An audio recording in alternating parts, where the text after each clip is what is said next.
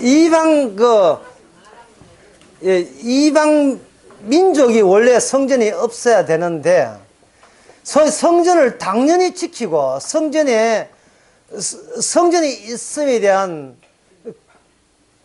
그러한 증거를 제시해야 될 이스라엘 민족이 오히려 성전을 귀하게 여기지 않는 거예요. 그렇다면 하나님의 입장에서는 지키고 싶은 것은 이스라엘을 지키고 싶은 게 아닙니다. 하나님이 지키고 싶은 것은 성전을 지키고 싶은 거예요. 성전은 다윗 언약의 구현이에요. 성취입니다. 이걸 지키고 싶은데 정작 지켜라고 준 이스라엘은 성전을 아주 우습게 여기니까 하나님께서는 성전을 다시 그 가치를 드러내기 위해서 이방 민족을 오히려 이방 민족을 들어서서 정신 차리라고 자기 성전이 전에 있던 성전을 인정하던 자기 민족을 공격하는 그러한 태도를 취해야 합니다. 근데 성전이 있다는 말은 성전이 있음 이것은 성경의 그 창세기에 이렇게 보게 되면 성전이 있으면 뭐로 통하냐 하면은 땅이 있음으로 통합니다. 성전이 있음으로 통해서 땅이 있어요. 무슨 땅이냐 하면은 약속의 땅의 구현, 있음 또는 구현이 되는 겁니다. 그러면 성전이 없으면 현재 누가 보기에도 성전이 있다고 여긴 전현준 목사님 어디 계십니까? 아, 여기 계시는 거야. 안 보여가지고 꼭 누가 없는 것 같아서 성전이 없으면 눈에 누가 보기도 땅이 있다. 이 땅은 파괴될 땅이고 멸망된 땅이고 이 땅은 마치 있어도 없는 땅이 되고 그 땅에서 사는 모든 인민들, 백성들도 이거는 죽어 마땅한 백성들이 없어질 땅이고 이건 살 가치도 없는 겁니다. 성전이 새롭게 부과함으로써 기존에 성전 없이도 얼마든지 행복할 수 있고 우리 가족끼리 아주 다독거리면서 살 수 있다는 그 모든 인본주의적 사고방식, 성전 없는 기존의 육적인 사고방식은 새로운 성전의 이스라엘의 언약의 등장으로 이것은 저주의 대상이 되는 거예요. 이게 구약이에요. 구약은 윤리 도덕책이 아닙니다. 그냥 한쪽이 한쪽을 완전히 밀어버리는 거예요. 타협하는 것도 아니에요. 네 죽으면 내 죽고 내 죽으면 네 죽고 이런 싸움이에요. 이런 싸움. 구약을 전체를 쭉 이렇게 좀 보게 되면 하나님의 언약 자체가 그렇습니다. 그리고 그러게 되면 성전에 있는 너희 이스라엘은 참 좋겠다 하는데 참 좋은 게 아닙니다.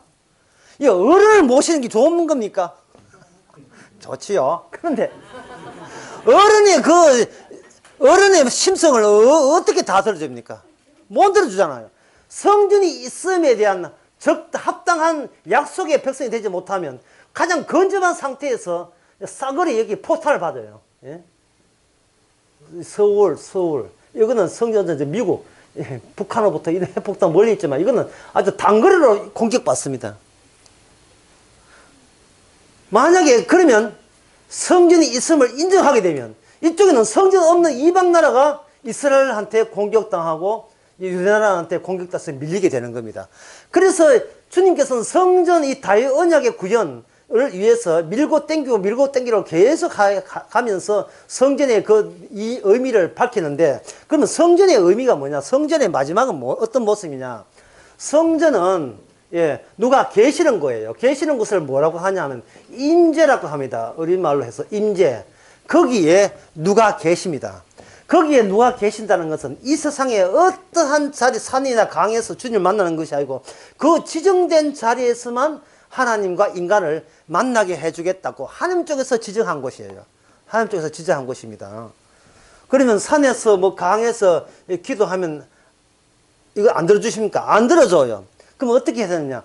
산에서, 들에서, 강에서 기도하더라도 방향은 어느 쪽으로 틀어야 되느냐 하면 방향은 성전 인연 쪽으로서 틀어야 돼요. 이것이 바로 열왕기 상 8장에 나오는 솔로몬이 받았던 다윗 언약의 내용이 이겁니다. 이 세상에 어디에 가더라도 성전을 향하여 기도하면 주께서 들어주실 거죠? 라고 주께서 영광적인 약속을 했습니다. 그 대표적인 경우가 요나 선지자는 어디에서 기도했느냐 하면은 물고기 뱃속에서 기도했어요. 자, 물고기 뱃속을 한번 구절을 보겠어요. 이 물고기 이리 있습니다. 큰 물고기. 예. 예, 물고기 있다 이 말이에요. 물고기 있고 요나는 어디에 들어있느냐 하면 지금 여기 들어있습니다. 지금 여기서 이제 궁금해지는 건 요나가 물고기 배에서 어떻게 방향을 틀었냐, 잡았느냐 하는 게 그 문제인데. 이게 바닷속에 빠졌거든요. 예, 다시스로 말 안다고 가다가 바닷속에 빠졌다 이 말이죠. 바닷속에 빠졌는데 이 배 탄 사람들은 이거는 산 사람이고 바닷속에 빠졌으니까 이 사람은 죽은 사람이라고 여겼던 겁니다. 그런데 하나님의 이게 언약 원리 있으면 아까도 얘기했죠. 문둥병 치료받는다고 이게 저주가 풀린 게 아니에요. 문둥병 치료받는 게 깨끗한 몸이 된다고 해서 이게 구원받는 게 아니고 내가 어떠한 인간으로 달라졌는가, 예. 뭘 증거하느냐에 대해서 누구를 증거하느냐가 달라져야 되는데 이 사람들은 뭐 자기만 이제 살았다 하고 그만이고 요나가 언제 있냐면 여로보암 2세라 해요. 여로보암 잡으면 여로보암 1세 있고 2세 있으니까 여로보암 2세 때 그때 북쪽 이스라엘 영토가 제일 넓었는데 그때 선지자가 요나였습니다. 이 여로보암 2세가 행적이 아주 개판이에요. 성전은 의미 없고 이거는 제 힘만 키우는 겁니다. 왜 힘을 키울 수 있냐 하면은 그 아람 나라 배후에 아수르라는 대국이 등장해가지고 아람 나라가 북쪽 이스라엘 칠 수 있는 겨를이 없어요. 여기 방비한다고 군사력을 다 빼돌려가지고 그 덕분에 그들은 편안하게 여유롭게 살아가면서 이것이 자기가 뭐 착해서 살아간 것처럼 착각하고 있는 겁니다. 무탈할 때가 여기 이 경고예요. 이 선지자가 뭐냐 하면 선지자는 하나님의 성전의 취지를 계속 보존해야 될 책임이 있습니다. 왜? 하나님의 언약은 끊어질 이유가 없고 끊어질 수도 없기 때문에 선지자를 통해서 그 언약이 이어지니까. 따라서 이 죽음 속에서 요나는 성전의 의미를 몸소 체험하게 됩니다. 여기 살아있는 자가 산 자가 아니라 성전의 의미를 함께 할 때 그 관계성이 곧 하나님 보시기에 산 자가 되는 거죠.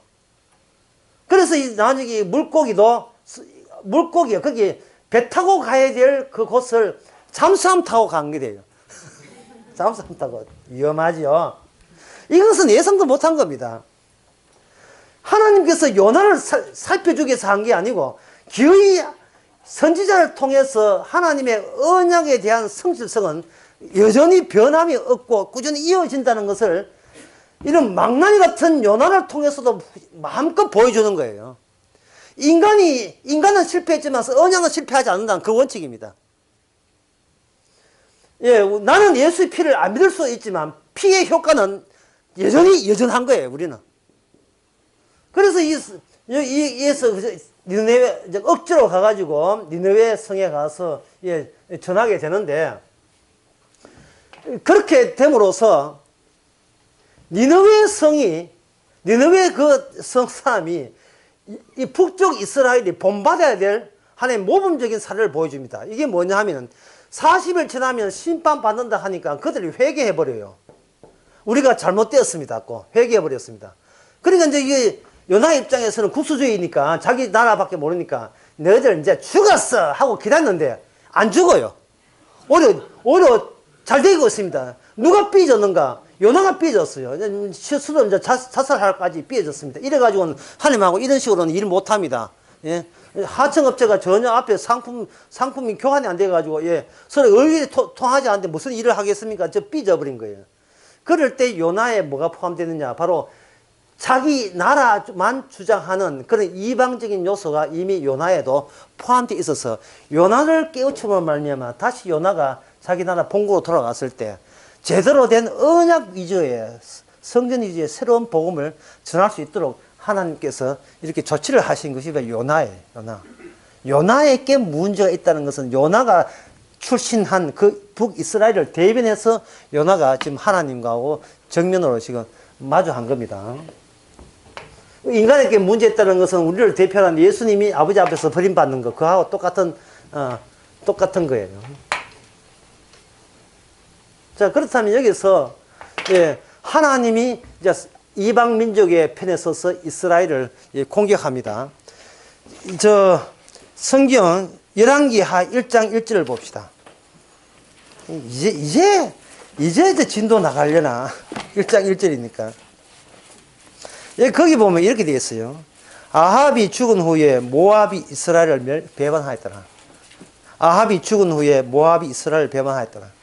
딱 이 느낌이 뭐냐 하면은, 모압이라는 이방 민족은 마땅히 이스라엘한테 족속받아야 한다. 왜냐하면 이스라엘은 축복이니까. 축복이 있다는 것은 쌍으로 반드시 저주를 유발하게 되어 있어요.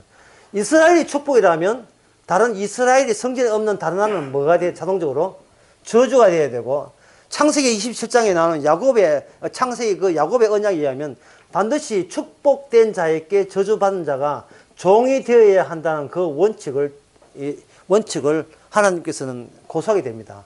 그래서 모압이라는 것은 어디에 있느냐 하면은, 이스라엘 있고 남쪽 유다 북쪽이 있다면, 여기 요단강이 있다면 이쪽이 모압이에요. 모압. 밑쪽이 암몬, 모압, 여기는 에돔, 예스의 후손들이, 여기 이쪽에 있는 해변가는 블레셋, 팔레스타인이죠. 블레셋. 이쪽에는 아람, 저쪽에는 아수르. 아직 바벨론은 이쪽에 변방에 바벨론이 따로 있어요. 아주 힘이 세지 않는 그때에 모압이 아합, 북쪽 아합, 남북 갈라디아 아합에서 벗어났더라. 이래 있습니다. 3장 열왕기하 3장 4절에 보면 모압 왕 메사는 양을 치는 자라 양 새끼 양 10만 마리의 털과 수양 10만 마리의 털을 이스라엘 왕께 바치더니 아합이 죽은 후에 모압 왕 이스라엘 왕을 배반하였더라.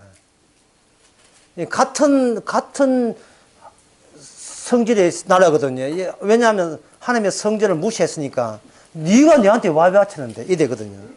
그러면 하나님께서 이 이스라엘이나 모압 왕에게 모압 왕 이스라엘이 이거 특징이 같이 되었으니까 이 특징을 한마디로 말하면 뭐냐면 힘이 됩니다. 힘이라 하는 것은 자기의 신체를 유지하기 위해서 힘을 모으기 때문에 힘이라 하는 것은 자기를 위한 힘이 되죠. 그럼 자기 여기 있다는 것은 있음입니다. 있음이니까 이건 아까 이야기하는 무엇이 없다. 성전이 없는 거예요. 성전이 없는데 성전을 볼 적에서 이게 뭐가 되냐 하면은 이거는 성전이 없기 때문에 이걸 뭐라고 하냐. 공백. 비어 있는 거. 비어 있는 거. 원천이 끊어져 있는 거. 이런 거에 비어 있는 거다. 이 말이에요. 그러면 이러한 아람, 이방 나라, 또 모압, 에돔의 그 정신, 북이스라엘도 마찬가지고, 나중에 성전 빼앗기면 유다도 마찬가지예요. 나중에 580년 성전이 불타버립니다. 너는 성전 받을 자격도 안 돼. 불타버리죠. 그럼 성전은 에스겔에서 어디로 이동하느냐? 포로 잡힌 데로 이동합니다. 성전은 없지만, 성전은 없지만 성전이 이동할 수 있는 이유는 성전은 여기에 누가 있느냐 하면은 하나님의 이름이 있는 곳이에요. 하나님의 이름. 자, 하나님의 이름은, 하나님하고 하나님의 이름 차이점이 뭐냐 하면은 하나님은 존재지만 하나님의 이름은 존재 플러스 기능이에요.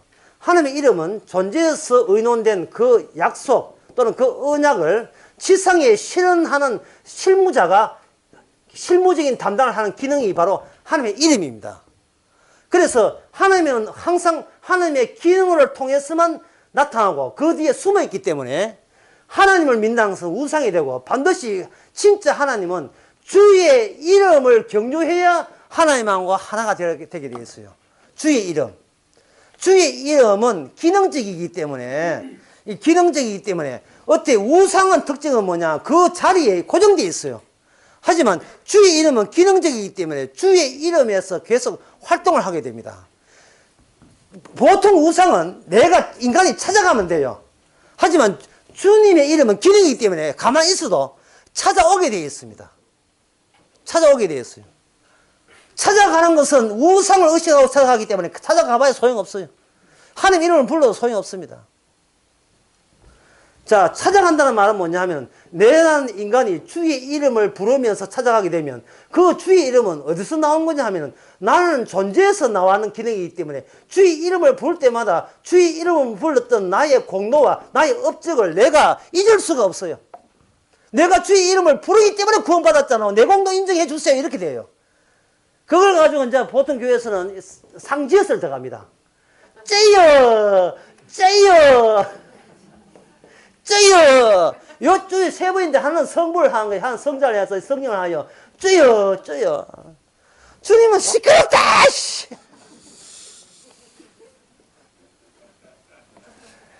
주여, 엄마, 할머니들이, 할아버지들이 주여, 주여 해야 되니까, 심지어 상둥이 애까지, 주여, 주여, 집 사주세요, 주여. 유튜브에 올라가 있어요, 이게.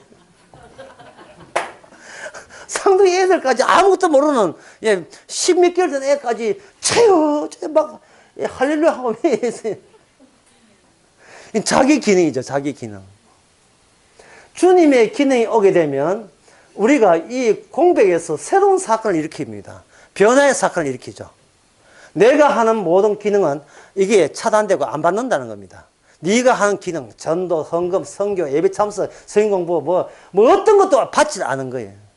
이 받지 않는다는 그 소식이 바로 기쁜 소식이에요. 왜냐하면 만약에 내가 하나님이 내 걸 받게 되게 되면 우리는 항상 미협정을 느낍니다. 주여, 그 11조 해야 되겠습니까? 그거는 기본인데 형편되면 10에 2조 할게요. 본인이 뭔가 허전함을 느낄 수밖에 없어요. 인간의 욕망은. 주체는 뭐하고 합치되지 않는다? 실체와 합치되지 않죠. 다른 말을 하면 나라는 인간이 예상한 것과 현실 돌아간 것과 항상 빗나가고 어긋나는 데서 우리는 불안을 느끼게 됩니다. 왜 내 뜻대로 안 되지? 내 기도 응답대로 왜 안 되지? 뭐가 부족해서 그렇지? 더 바쳐야 되나? 기도 더 오래 해야 되나? 우리 애를 신학교 더 보내야 되나? 내 고집으로 내가 애를 너무 팼지는 않는가? 내 행동이 너무 세속적이 아니었을까? 누가 험담해서 누가 목사 욕을 했을까? 자꾸 자기 자신에게 자꾸 손을 대는 버릇이 있어요. 그런데 피부에 손대면 이게 나중에 뭡니까? 흉터 나요. 흉터 진다고. 온몸이 벌게 너무 끓어서 가지고 자학적인 거죠. 바알 아세라 선지자 하는 꼴이 그 꼴 아닙니까?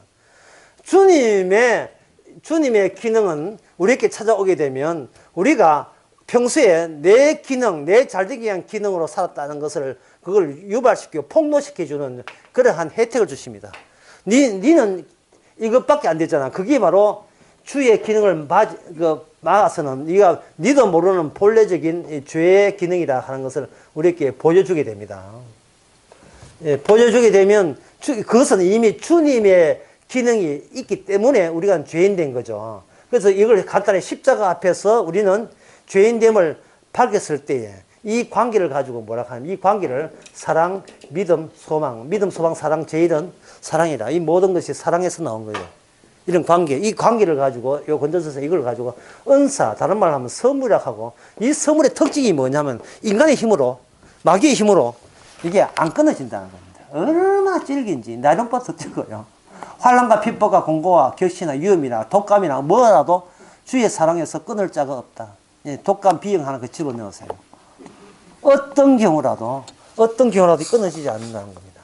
그러면 그 질김을 주께서 증명하기 위해서 우리에게 뭘 줍니까? 독감 A형 줬다가 B형 줬다가 A형 나서 나왔는데 이틀 만에 B형 걸리고 낳고 나왔는데 A형 걸리고 계속해서 이런 식으로 어느 것이 중요한디 고무줄이 중요하냐 현찰이 중요하냐 어느 것이 중요한디 정말 중요한 게 뭐냐는 것을 주께 늘 고백하게 만드는 겁니다.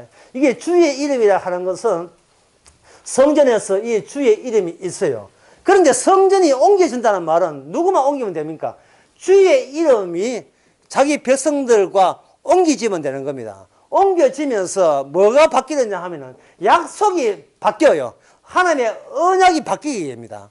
어떻게 바뀌냐 하면은 옛날에는 율법을 주셔가지고 율법 지키면 복 받고 율법 안 지키면 저주 받는다는 조건을 주의 이름으로 했는데 이미 그들이 멸망하는 말미암아 인간은 안 되는 거야. 이미 모든 인간은 절대로 주의 말씀을 지킬 재주가 없다는 것을 이미 확인시키고 난 뒤에는 아예 이 죄 속에 주의 말씀이 성령을 통해서 이 안까지 허락도 없이 그냥 파고 들어가 버립니다. 여기 칩처럼 장착이 되어버려요. 우리 안에. 이걸 가지고 뭐냐, 이 원리가 새 언약이라는 겁니다. 옛날 새 빼고 옛날 언약, 이걸 구언약 또는 구약이라고 하는데, 옛날 언약은 우리에게 호소를 했지만 새 언약은 아예 우리 속에 들어와 버려요. 호소한 것도 우리한테 기대 걸어서 호소한 게 아니고 네가 네 자신을 모르기 때문에 그냥 호소한 거예요. 호소하면서 그들은 호소에 부응한다고 나는 지키는데 그거 지켜봤자 그 뭐냐 하면 주의 이름의 기능이 아니고 자기 죄의 기능으로 나오기 때문에 결국 그 결과는 멸망입니다. 이 멸망하는데 큰 보탬이 되었고 기여자가 있었어요. 그게 뭐냐면 바벨론입니다. 바벨론 가는 거, 바벨론 주문이 생각나요. 바벨론. 이 바벨론의 특징은 뭐냐 하면 이게 십자가와 똑같아요.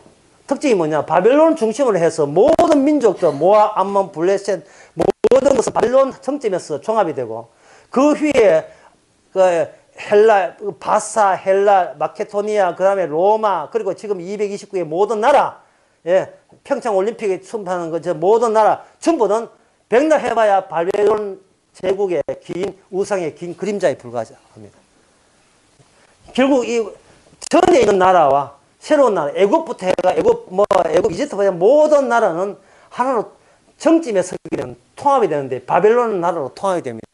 이렇게 모든 나라가 오직 하나의 나라, 한 아담이었고 동일한 인간들이었다. 모두 다 예수님 빼놓고는 모두 다 이방 민족이었다. 들통내는 그 사건은 바로 성전이 완공되면서 새로운 사건이 주게 되면 영원히 이 세상은 시간이 흘러가도 영원한 바벨론의 현재가 됩니다. 제가 했지요. 공백의 사건 터지면 그것은 사건이 뭘 만들어낸다? 현재를 만들어내요. 그렇지. 여기 누가 빠졌다. 그렇지. 누가 빠졌다 싶다. 그래서 뭐가, 예.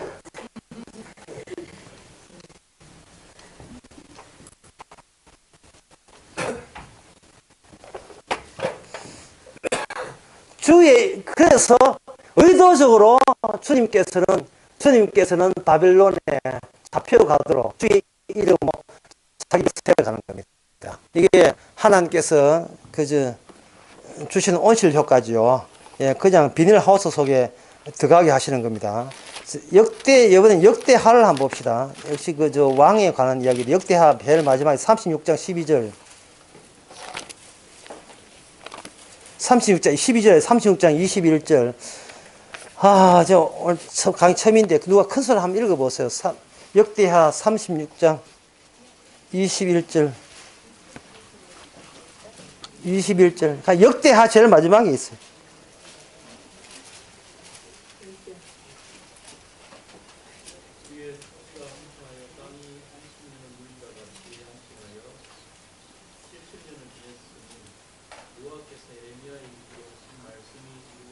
예, 감사합니다. 이에 토지가 황무하여 안식년을 누림같이 안식하여 70년을 지내었으니 여호와께서 예레미야의 입으로 하신 말씀에 응하였다.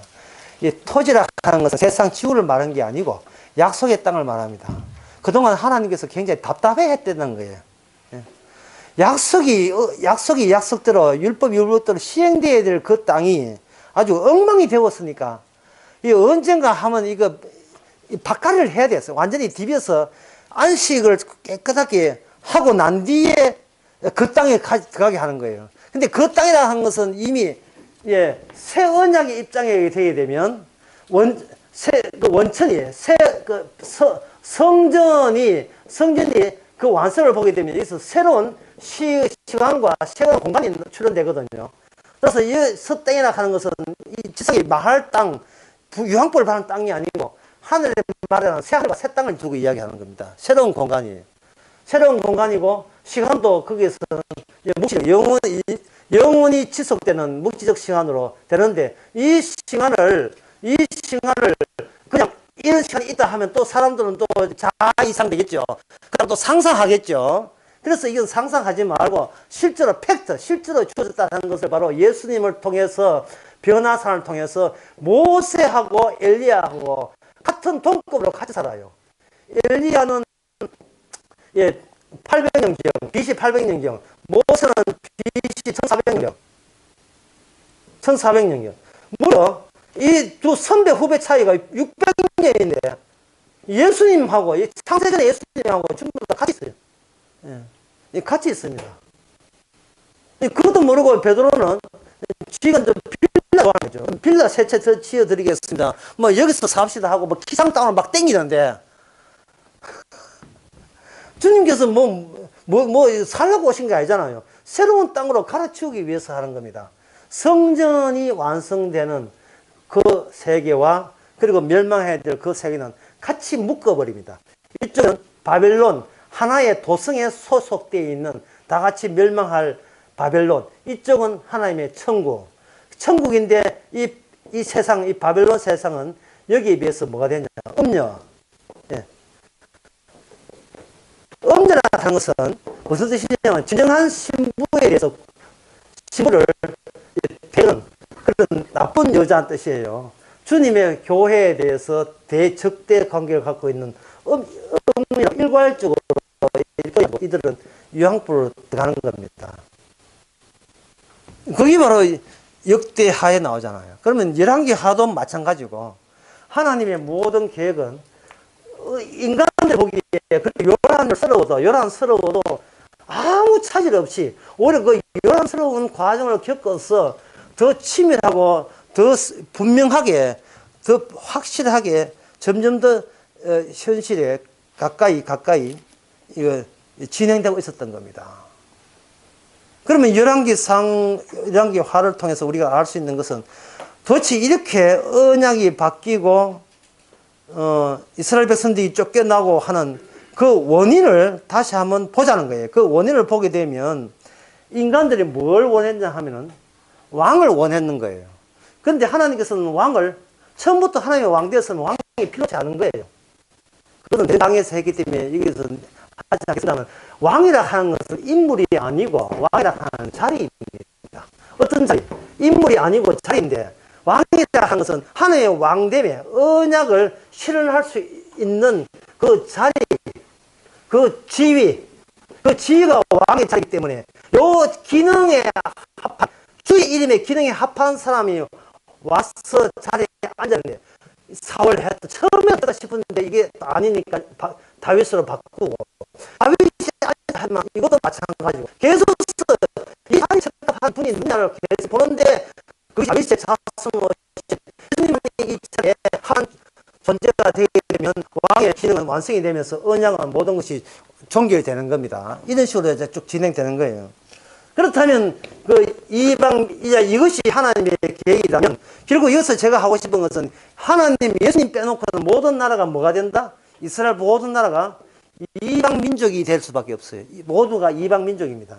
그러면 이방 민족의 아까 제가 특징을 뭐라 했습니까? 이방 민족은 성전이 없는 거죠. 성전이 없으니까 공백입니다. 공백에서는 뭐로 메꾼다?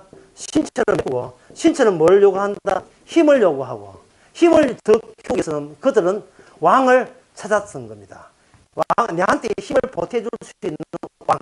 이 백성에게 잘 되는 왕. 그런데 현재 이 왕을 이 선약시 구약이 아니고 왕을 인정하지 않는 이 시대에서는 이 공백을 메꾸는 것은 다시 보내도 자기 신체가 이걸 메꾸게 되어 있어요. 신체를 메꾸게 되면 이것은 뭐가 되냐면 n분의 1이 되는 겁니다. 오직 나밖에 모르는 그런 시대에 빠지는 거죠. 자, 교재 한번 봅시다. 교재에 보게 되면 여기에 2번 일상이라는 말의 왜곡이 있는데, 자, 일상이라는 말을 할 때 일상생활부터 먼저 제가 언급을 했거든요. 우리가 나치가 유대인 500만 명을 학살한 아이슈비츠를 하나의 모임으로 생각할 수 있다. 그 안에서 행위자들은 나치의 형 집행장들뿐 아니라 유대인들, 열차들의 복합 네트워크, 신체 소각실, 수감자에게 음식을 공급하는 병참술, 의복과 분류와 배급, 금, 이빨, 뽑기, 머리카락, 유골 수집하기. 우리 보기는 이 아이스비츠가 굉장히 살벌하고 그냥 지옥의 그 자체를 보지만 막상 아이스비츠를 살았던 사람들에게는 처음에는 충격이지만 며칠 있다 보면 차분해지고 거기 생활에 일상에 돌아가는데 잘 맞추어서 잘 삶을 유지하고 있습니다. 희한하지요. 활기가 넘치고 생미전이 넘쳐요. 그 유대인들이 독일 군병을 욕하지 않습니다. 욕한다면 누굴 욕하는가? 지보다 더 독일 군병한테 이쁨 받는 자기 동료를 시기하고 질투하게 되어 있어요. 이 말은 뭐냐면 인간은 이 세상 자체가 수용소인데 수용소 자체는 안 보여요. 그 수용소에서 분산하게 움직이는 그 각각 인간들인데 처음에는 여러 가지 내가 이 자리에 만나 하다가 조금 지내보면 왜 크게 잘 또 적응하는지. 그 밑에 보면 흔히 군대 일상. 처음에 장정들 발악합니다. 엄마가 보고플 때 찔찔 초코파이 빨면서 울고 불고 난리 하는데 조금만 지나면 또 그것이나 또 못 모르고 어릴 때 시집 와가지고 혹독에 쉽사리 하는 고추당초 맵다 하대 뭐 노래 있잖아요. 고추당초 맵다 한 노래 있어요. 그 노래. 그렇게 그 시집 그렇게 고생해도 의외로 나중에만 밋밋하고 차분하게 돌아갑니다. 부산 뜰 필요도 없고 사창가에 일과나 순정에 일과나 동시대에 같이 돌아갑니다. 밥 먹고 살고 잠자고 긴장은 어느새 수그러지고 소멸되어 있고 모두들 그렇고 그런 세월을 차분하게 돌아가요. 무엇이 옳고 무엇이 나쁜가, 무엇이 귀하고 그런 거 없어요. 내가 있는 곳이 귀하고 내가 있는 곳이 중요할 뿐이죠. 이게 뭐냐 하면 공백을 메꾸는 자기의 신체성입니다. 신체성. 이제는 처음부터 인간은 왕을 원했던 이유가 자기 신체를 위해서 왕이 필요했지, 왕을 충성하기 위해서 왕이 필요한 게 아니었다는 것이 이 마지막 때에 이렇게 주어지는 거예요. 그래서 이 교제 선 이유가 뭐냐 하면 이 마지막 때에 왕의 역할을 하는 게 뭐냐. 다시 말해서 이방민족, 오늘날의 이방민족은 어떠한 모양새를 가지고 살아가느냐. 그것을 제가 교재 중심으로 말씀드리겠습니다. 이 교재를 읽어보게 되면 뭐 알듯 모르듯 이렇게 하고 있는데 이 교재의 핵심은 이겁니다. 열심히 일해서 돈 벌어서 돈 벌어가지고 우리 가족 열심히 잘 사세. 이거는 자본주의가 아닙니다. 그거는 자본주의 이전에 많은 사람들이 그렇게 해왔던 게, 자본주의는 그런 게 아니에요. 열심히 일해가 돈 벌어가지고 시장 가서 물건 사가지고 우리끼리 잘 살자. 이건 자본주의는 그런 세상이 자본주의가 아닙니다.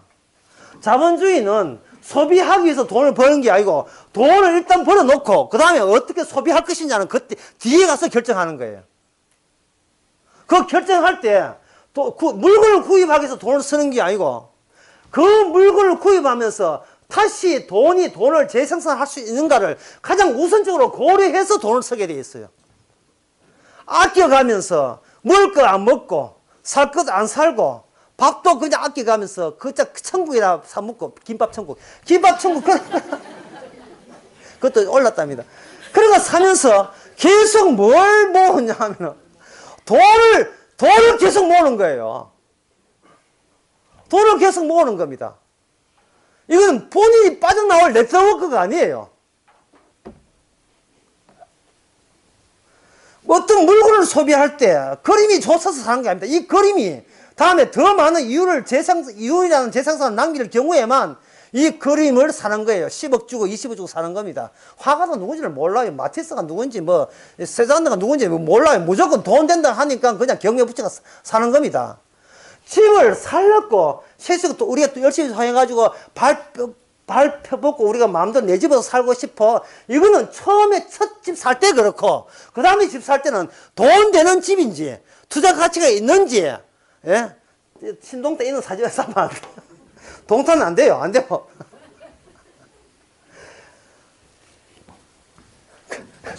이렇게 투자가 현재 소비를 절약하게 만드는 동기가 된다니까. 투자가 쓰기 위해서 하는 게 아니고 돈부터 먼저 벌 수 있는 걸 그런 조건 하에 과연 내가 소비를 할 수 있느냐, 이를 보는 거예요.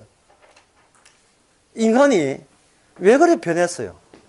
그것은 인간이 신이 아니고 인간보다 더 우위한 네트워크가 있어요. 그 네트워크를 정신분야에서는 이걸 뭐냐, 대타자.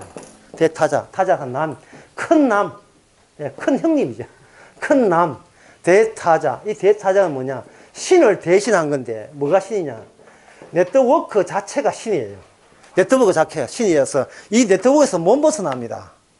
인간이 자기 자신은 태어나면서 부모로부터 계속 휘둘리는 것이 뭐냐면, 너는 경제인이 되지 아니하면 살 수가 없다가 아니라, 경제인이 되지 않으면 너는 사람이 아니문이다. 인간은 자본에 예민하지 않으면 아예 사람이 아니에요. 사람이.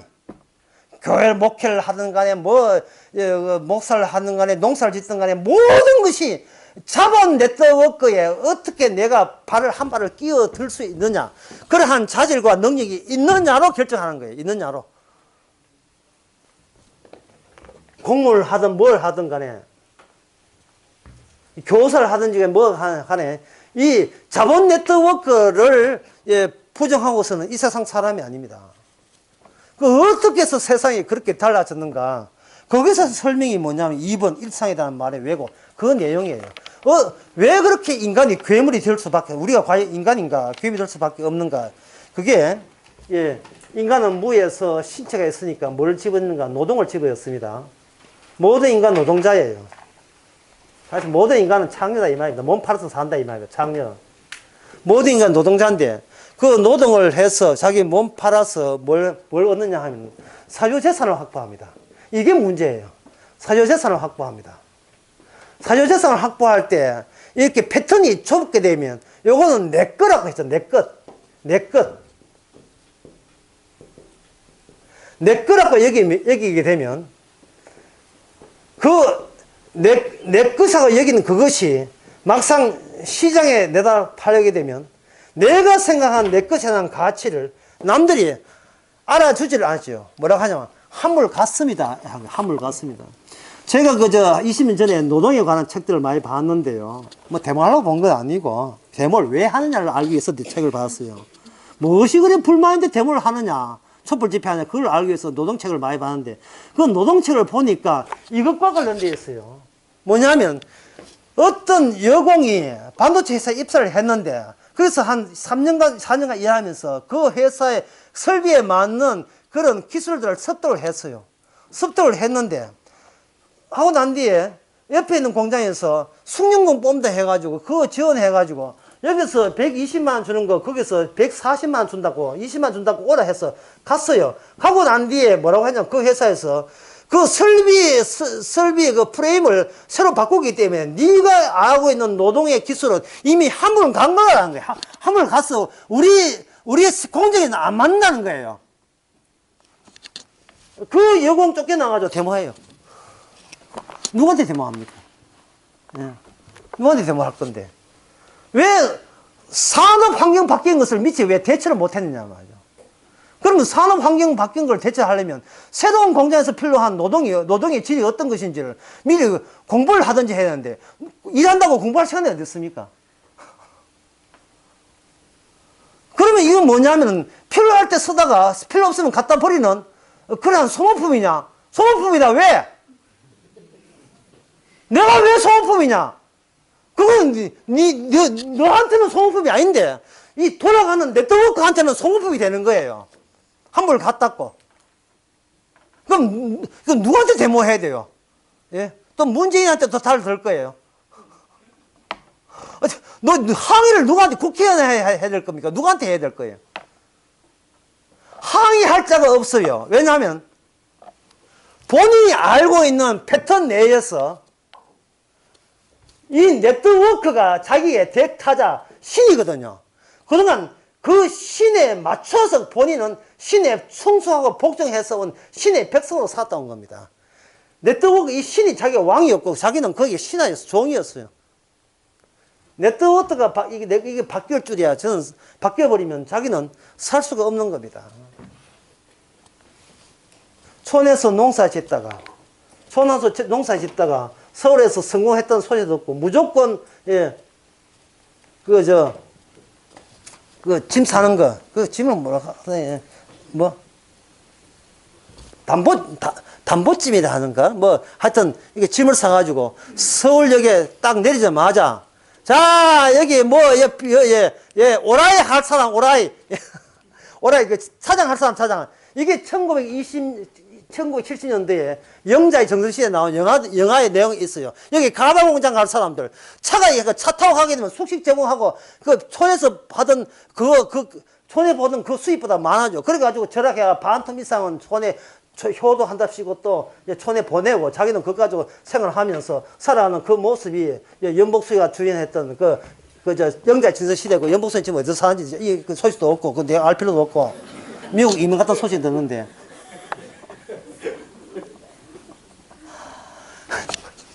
다 이게 소모품이에요. 큰 수레바퀴를 돌리기 위해서 이건 자갈들이 필요한 겁니다. 그런데 왜 이렇게 되어 있는가? 왜 개인은 없는가? 이 개인 자체가 처음부터 없었어요. 처음부터 개인이라는 것은 본인한테만 개인이 있지만 전체적인 입장에서는 개인이라는 것은 처음부터 이 세상은 그런 개인의 주장을 할 수가 없어요. 개인이라는 것은 너무나 힘들기 때문에 위로한답시고 저는요 하고 부르실 뿐이지, 만약에 큰 기업체, 대기업체 가게 되면 데모하는 사람들을 막았어야 될 회사 구사대 일원으로서 자기 동료하고 친구하고 원수가 되어가지고 맞서 싸워야 돼요. 회사를 살리기 위해서. 그럼 회사 그 사람들에게 다 도와줍니까? 주체하고 뭐가 일치가 안 된다? 이 실체, 현실하고 일치가 됩니까? 안 됩니까? 안 되죠. 화장 올렸다가 채상 빽 하면 또 나오는 거예요. 채상 빼고 또 데모할 거예요. 그래서 하는 게, 데모는 지금, 내가 진짜 궁금한 게 있는데요. 지금 당신은 지금 누구를 향하여 데모를 하고 있는지, 그게 궁금해요. 촛불집에 참석하신 분들 좀 이야기해. 또, 그 대상이 뭐냐, 그 대상이. 추상적인 신이에요, 추상적인. 본인을 먹여 살렸던 그 신보고 지금 데모하고 있는 거예요. 만약에 내가 그 자리에 있었다면, 데모받는 대상으로 전락합니다. 데모받는 대상으로. 데모했던 그들이 어떤 권력체에 들어가게 되면 오히려 옛날 지가 했던 그 행사를 반대로 지금 대우받게 돼 있어요. 남편 데모하는데 그렇게 도시락 사주고 라면 끓여주면서 도와줬던 그 아내가 막상 남편이 귀한 자리에 있으면 그다음부터는 옆에 막 쳐내기 바빠요. 예? 어디서 내 남편을 욕하노? 얘가 막 쳐내고 막 악보 막 대신 채워주고 이래요. 왜 세상에 그렇게 변했냐 하는데, 사실은 변한 게 아니고 노골화된 거예요. 처음부터 그랬었어요. 처음부터 그랬었는데 신이 사라지고 종교가 무능해지고 모든 덮쳤던 것을 다 걷어내니까 달랑 뭐가 남았다? 이 개인만 남아요. 개인. 나만 남았다. 나만 남은 내 모습 가지고 뭘 봐요? 성경을 봉독하고 나고 큐티를 한다고요. 예? 묵상하면서 누굴 좋아하라고? 있지도 않는 개인을 위해서 한다고. 있지도 않는 개인을 위해서. 주님은 어떻게 돌아가게 하십니까? 생각 안 하고, 나는 어떻게 이익을 얻을 수 있습니까? 라는 그 자기 이익 중에서 돌아가는 겁니다. 자, 거기에 대해서 어떻게 그렇게 됐는지를 설명을 2장부터 나오는데, 이거 시간 관계상 다 못 봅니다. 그런데 2페이지 밑에서 10번, 하나, 둘, 셋, 넷, 다섯, 12번째부터 제가 읽어볼게요. 자본주의에서 사본주의에서 가치는 단지 추상적인 침묵의 보편성, 수많은 상품들 사이에 신체적인 연결에 불과한 것이 아니다. 신체를, 상품을 교환하는데 들어가는 것이 아니다. 가치는 수동적인 매개인 것처럼 보이지만 실은 그 과정에 능동적인 요인이 된다. 자본, 돈의 가치는 현실적으로 화폐 상품을 수동적으로 취하는 데서 시작되지만 그 자신이 탄력을 받아서 스스로 생명을 가진 주체처럼 그 자본 자체가 하나의 괴물처럼 행치하는 거예요. 왜냐하면 가치 자체가 우리 개인에게 요구하는 게 있습니다. 뭘 요구하느냐? 데이터를 요구해요. 데이터를 요구한다고요. 이걸 데이터니즘이라고 해요. 지금은 인간들은 뭘 보냐 하면 키는 몇세지 돼야 되고 몸무게 얼마야 돼야 되고 모든 걸 데이터 시킵니다. 데이터 시켜 빅데이터에다가 거기다가 저장해다가 그 정보를 다 담아서 니는 대기업에 몇 번 면접하다가 몇 번 떨어지고 이게 데이터 다 나와요. 그 인간은 뭐로 분해야 되느냐? 데이터에 정보의 자료로 전부 다 분석이 되고 다 분해가 되는 겁니다. 스펙을 산다는 말이 그 말이에요. 근데 개인은 없는 거예요. 그 데이터를 조정하는 것은 누구냐? 대통령이냐? 아니에요. 그러면 국무총리 책임질 사람이 없다니까요. 왜냐하면 그 네트워크 자체가 신으로서 우리는 그 신에 속한 신하로서 그냥 큰 수혜가 그냥 네트워크 자체가 돌아가요. 데이터 자체가 돌아가는 겁니다.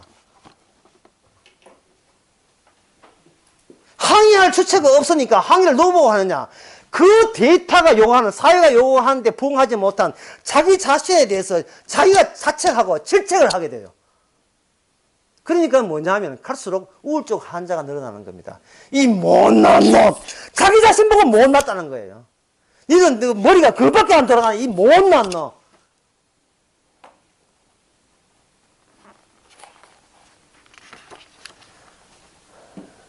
3페이지에 중간에 보면 이런 말을 씁니다. 노동자는 대상으로부터 소외는 배제되는 걸 소외라 합니다. 노동자가 힘을 가지고 나는 뭐를 가지겠다고 대상을 하지만 노동하면 노동할수록, 이 마르크스가 발견했는데 노동하면 노동할수록 그 상품을 구매할 수 있는 구매력이 자꾸 떨어져요. 왜?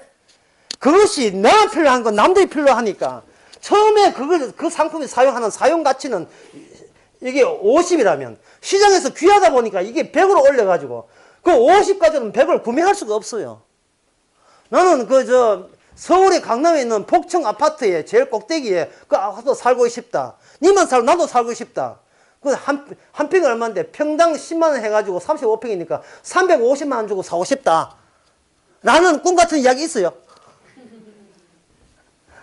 안 팔리면 모르겠어요. 다들 원하는 순간에 350이 이게 35억으로 변한다니까요. 갖고 싶지만 그걸 못 갖는 거예요. 그러면 그 사람은 딴 아파트, 허름한 아파트, 이제 동탄 이야기 그만하겠습니다. 흔한 아파트 35평을 사면서 뭐를 그리워하냐 하면 나는 지금 여기를 원한 게 아닌데 저거는 강남에 저 고급 복층 빌라 저걸 원했는데 내가 이게 뭐냐 하고 스스로 자기의 가치를 다운시키니까 노동자가 보람을 적게 가지는 거예요. 전에는 보람을 가졌는데 그 보람만큼 점점 이게 카트가 되는 거예요. 잘라지는 겁니다. 그러면 질책을 누구한테 합니까? 본인 보고 데모하는 거예요. 이 못난 놈 평생 동안 뭐 했노 이 나이에. 내가 나보고 질책하는 거예요. 그걸 달리기 위해서는 술가 안 되면 담배 안 되면 마약 안 되면 도박, 중간에 하나 찍어봅시다. 중간에 낚시 하나 집어넣읍시다. 낚시해서 노선이 사냥으로 가요. 사냥하다가 멧돼지로 쏘아버리니까 저 친구를 쏘아가지고 그 좀 완화된 게 이제 프로야구, 롯데, 자이언트 이런 거 하나, 예?